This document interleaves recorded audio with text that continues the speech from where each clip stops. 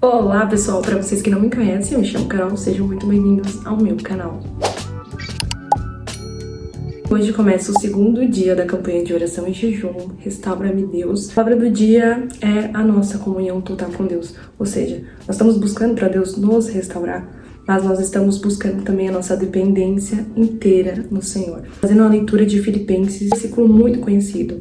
Muitas pessoas não cristãs têm tatuado, têm colocado na bio aí, elas só pegam uma parte boa, né? Tudo posso naquele que me fortalece. O perigo de você só isolar uma frase e tirar de contexto é o que vem antes, né? Do tudo posso naquele que me fortalece. Então, digo isso não por causa da pobreza, porque aprendi a viver contente em toda e qualquer situação. Tanto sei estar humilhado, como também ser honrado. De tudo e em todas as circunstâncias já tenho experiência, tanto de fartura como de fome.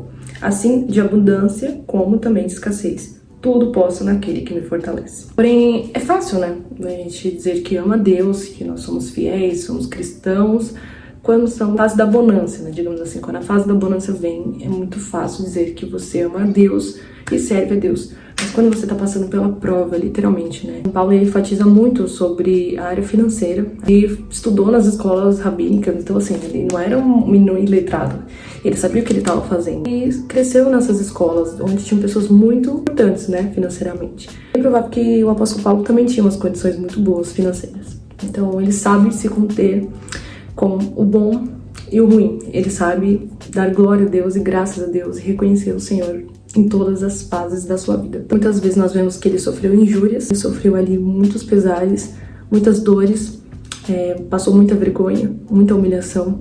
E quando nós olhamos para Cristo e a sua palavra, ele diz que se a gente tentar ganhar a nossa vida aqui na terra, a gente vai perder. Portanto, se nós perdemos a nossa vida para ganhar dele, nós vamos achar, né? E é uma porta muito estreita. Pode ter se passado 2000 anos que Jesus se ascendeu aos céus, mas a porta continua estreita ainda para a salvação. E aí é muito fácil isolar versículos que me beneficiam, versículos que agradam a minha carne, né? Tipo, só as benevolências de Deus, e eu não pegar as partes críticas, né? A parte onde Jesus disse, tem de bom ânimo quando vocês passarem provações, porque vocês vão passar. No mundo vocês vão ter aflições, mas tem de bom ânimo, porque eu venci o mundo.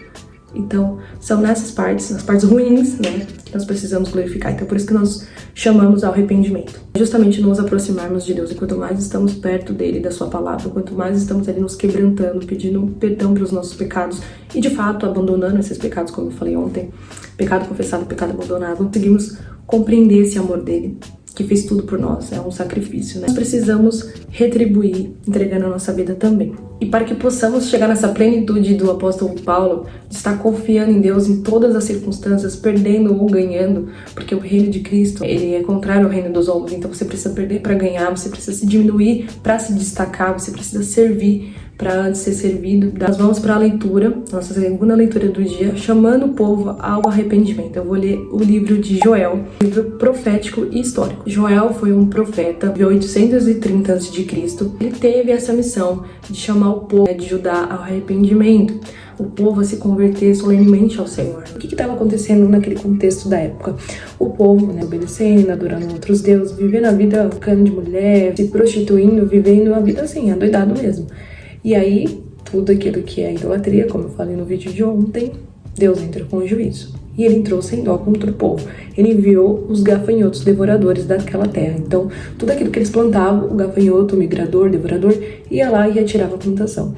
E não só isso, não só os gafanhotos, também tinha seca. Ou seja, não adiantava nada, porque a fome aumentou e aumentou a praga dos gafanhotos.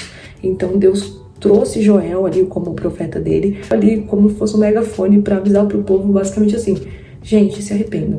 Se arrependam porque Deus, ele pode voltar atrás, sabe? Ele usa Joel literalmente para ir às praças pregar e falar pro povo: gente, vamos se reunir todo mundo aqui, profetas, jovens, velhos, todos por iguais, vamos jejuar, se arrepender e buscar o Senhor, porque ele vai voltar atrás, ele não vai consumir a gente, ele não vai nos deixar passar essa fome, né? Ele vai retirar esse gafanhoto, vai retirar essa seca e ele vai entrar com a bonança dele. Joel capítulo 2, versículo 12. Ainda assim, agora mesmo diz o Senhor: convertei-vos a mim de todo o vosso coração, e isso com jejuns, com choro e com pranto. Rasgai o vosso coração e não as vossas vestes. Convertei-vos ao Senhor vosso Deus, porque ele é misericordioso e compassivo, tardio em irar-se e grande em benignidade, e se arrepende do mal. Não rasgar as vestes, mas rasgar o coração mesmo diante de Deus. Falar tudo que estava fazendo. Ó, Senhor, eu cometi pecado de idolatria, casei, descasei, tô em adultério. Vivendo a bagunça que eles estavam vivendo naquele contexto da época, para que eles pudessem arrepender e Deus retirar aquelas pragas, porque senão todo mundo ia sofrer, né? Quem tava pecando, quem não tava pecando. Leia o capítulo 2 inteiro, ele é muito interessante, um pouquinho extenso, mas ele vale muito a pena a leitura. Tocai a trombeta em Sião, prolongai um santo jejum, proclamai uma assembleia solene, congregai o povo, santificai a congregação. Ajuntai os anciões, reuni os filhinhos e os que o mamam. Sai o noivo de sua recâmara e a noiva do seu aposento. Chorem, versículo 17. Chorem os sacerdotes, ministros do Senhor, entre o pórtico e o altar, e orem. Poupa o teu povo, ó Senhor, e não entregues a tua herança ao opróbrio. E isso serve muito para os nossos dias. Nós desobedecemos a palavra de Deus, tem as consequências. Por mais que Deus seja um Deus de amor, um Deus misericordioso e compassivo, Ele é um Deus que é justo, Ele é santo e Ele entra com juízo contra o teu povo. Viver num tempo da graça, mas não é assim, é esse oba-oba, né? Não foi de graça porque Deus pagou um preço. Ele enviou o Filho dele, nós sabemos que Jesus se sacrificou por nós. E o sangue dele não é qualquer sangue, é o sangue da nova aliança. E não é por isso que você vai ficar continuando pecando deliberadamente, porque aí já não é mais graça, né? Você tá fora da salvação se você fizer isso.